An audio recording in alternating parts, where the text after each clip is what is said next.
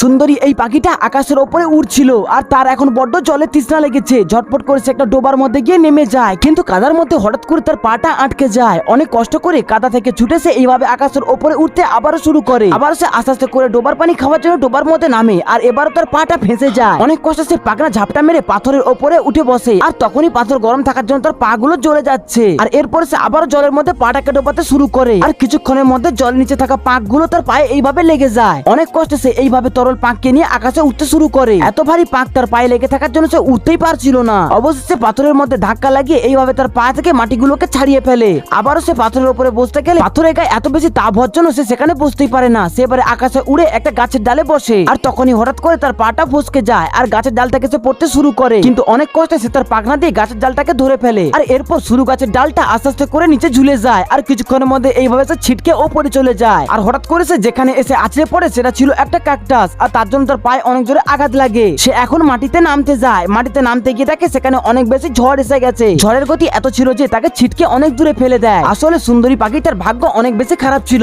বাকি তোমরা পাখিটার জন্য লাইক করো।